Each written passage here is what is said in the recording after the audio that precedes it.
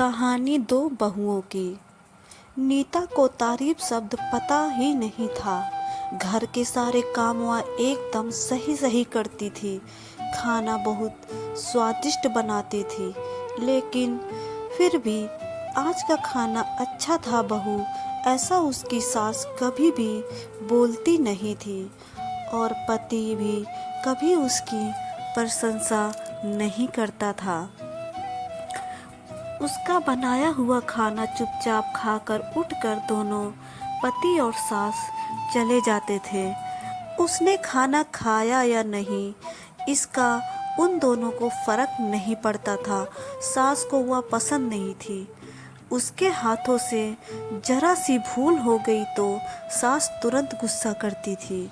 उससे भी बुरी बात यह थी कि उसके पति और उसके बीच बातचीत का ज़्यादा नहीं होती थी और उन्होंने ये चुप्पी बनाए रखी थी। वह उस पर ध्यान नहीं देता था। परदेश में पढ़ाई करने गया हुआ छोटा देवर मात्र समय समय पर नीता को फोन करता था, पूछता था, भाभी कैसी हो। उसका फोन आने पर वह नीता बहुत खुश होती थी। अपना मन हल्का करने का उचित स्थान था नीता का। कुछ ही दिनों में देवर की पढ़ाई खत्म हो गई और वह घर आया। थोड़े समय के भीतर उसे एक अच्छी नौकरी भी मिल गई। नीता को बहुत आनंद हुआ।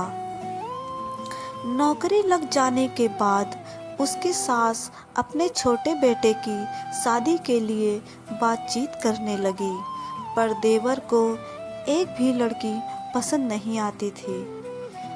इसने ही बोला होगा, उसे मना करने को सोचकर सास नीता को ही दोष दे रही थी। नीता को चिंतित देखकर देवर ने अपनी माँ से कहा, मैं एक लड़की से बहुत प्यार करता हूँ, मैं उसी से शादी करूँगा। उसने जिद की। देवर जी, यह बात पहले बतानी चाहिए थी ना। नीता ने ये बात अपने पति के कान पर डाली। इस बात पर उसने थोड़ी किटपिट की, लेकिन लड़की देखकर वह भी तैयार हो गया। सवाल बचा सास का। अपने छोटे बेटे का मन कैसे दुखाएगी वह। बाद में उनकी भी हाँ हो गई। नीता को बहुत खुशी हुई। उसे लगा एक अच्छी सहेली आ जाएगी, अब साथ देने के लिए, दिल के राज बताने के लिए। पर कैसी होगी छोटी देवरानी। बस जाएगी हमारे साथ और इस घर में, या वह एक अलग दुनिया बसाने पर जोर देगी देवर जी को। इस विचार से थोड़ा टेंशन में आ गई नीता।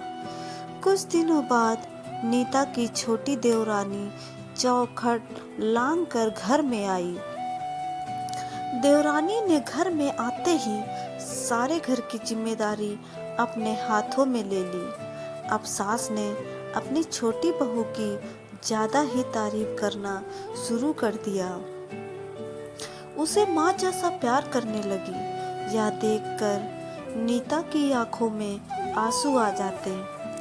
वे सोचती, मैं भी तो यही काम करती थी, फिर भी मेरे साथ ही ऐसा बर्ताव क्यों। अब थोड़े दिनों बाद छोटी देवरानी पूरे घर पर राज करेगी और फिर मेरी जगह वहाँ पर कोने में होगी। अपने ही विचारों में खो गई नीता। नीता के भाव समझने पर छोटी देवरानी नीता के हाथ अपने हाथ में लेकर बोली, दीदी मुझे सब पता है, मुझे अपनी छोटी बहन समझिए। देखना बहुत जल्दी सब ठीक हो जाएगा। छोटी देवरानी ने पूरे घर की जिम्मेदारी तो ले ली, लेकिन कामों में कुछ न कुछ बार बार भूल करती थी। फिर देवरानी नीता के पास जाती और मदद मांगती थी। ऐसा रोज ही होने लगा। यह देखकर सास गुस्सा हो गई। मेरे रहते हुए वह छोटी बहू बड़ी बहू को क्यों पूछती रहती है। फिर सास भी रसोई घर में आकर चार काम शुरू करने लगी। धीरे धीरे वह छोटी बहू के साथ साथ अनजाने में बड़ी बहू से भी प्यार से बर्ताव करने लगी, प्यार से बोलने लगी, नए पदार्थ दोनों को सिखाने लगी, भूल समझकर समझाने लगी। अब सास और दोनों बहुओं में अच्छी दोस्ती होने लगी। इस वजह से बड़ी बहू का स्वभाव भी अच्छा होने लगा। उसके स्वभाव में खुलापन आ गया। सास भी दोनों के साथ कभी शॉपिंग तो कभी फिल्म देखने जाने लगी। वो अपनी दोनों बहुओं को सामान प्यार करने लगी थी। इस वजह से घर का माहौल हंसता खेलता हो गया। इसके अलावा अपने भाई और उसकी पत्नी की बॉन्डिंग देखकर नीता का पति भी उसके साथ अच्छा व्यवहार करने लगा। यह देखकर छोटी बहू बहुत खुश हुई। दीदी, घर पर पहले आप ही का हक था, ऐसा बोलकर छोटी बहू ने पूरी घर की जिम्मेदारी अपने जेठानी को दे दी। साल भर में नीता के देवर को अच्छे वेतन और बड़ी पोस्ट पर स्थानांतरित किया गया। अब छोटी देवरानी भी अपने पति के साथ परदेश जाएगी और मैं फिर अकेले रह जाऊंगी। इतना ही नहीं, इतने सालों बाद सास का व्यवहार जो इतने सालों बाद बदल गया था, वह फिर से वही हो गया तो इस विचार से नीता डर गई। देवरानी की नीता को इतनी आदत हो गई थी कि उसके बिना घर काटने को दौड़ेगा। देवरानी के आ जाने से घर का माहौल बदल गया था। वह थी ऐसी ही खुश मिजाज और ऊर्जावान, जैसा कि नाम से पता चलता है। यहाँ देवरानी की हालत भी कुछ अलग नहीं थी। उसे दुख हुआ कि यदि यहाँ रहना पड़ा तो उसे अपने पति से दूर रहना पड़ेगा। नीता के देवर की जाने की गड़बड़ और देवरानी मात्र टेंशन होने के कारण नीता सोच में पड़ी। अंत में उसने देवरानी को पूछा तो देवरानी ने जवाब दिया कि दीदी, मैं सारा दिन नए स्थान पर अकेले रहूंगी, उसे अच्छा मैं यहीं रहूं। आपके देवर को बोला है मैं शनिवार और रविवार की छुट्टियों में आप ही यहाँ आ जाया करें। मैं भी उनके साथ जाया करूँगी, बीच बीच में थोड़ा बदलाव के लिए। उस पर वह बोलते हैं कि 6 महीनों में वापस यहाँ ही बदली कर लूँगा।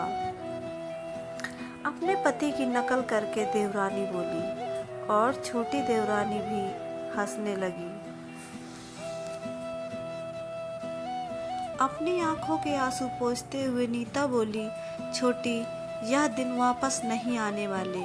जाओ तुम अपने पति के साथ, उनके साथ भी तो कोई होना चाहिए ना। दीदी, आपने मुझे बड़ी बहन का प्यार दिया, वैसे ही भैया के रूप में एक बड़ा भाई मिला।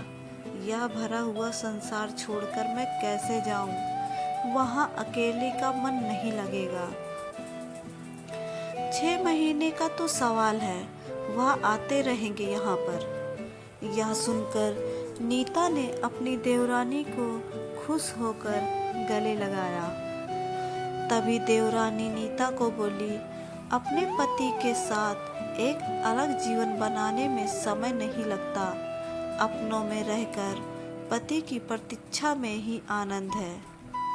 दोस्तों, 2 अलग अलग घर और ससुराल से आने वाली यह लड़कियां अपने नए घर के लिए सब कुछ करती हैं। पता ही नहीं चलता कि कब एक दूसरे की आदत हो जाती है। सच में देवरानी जेठानी का रिश्ता बहनों से कम नहीं होता।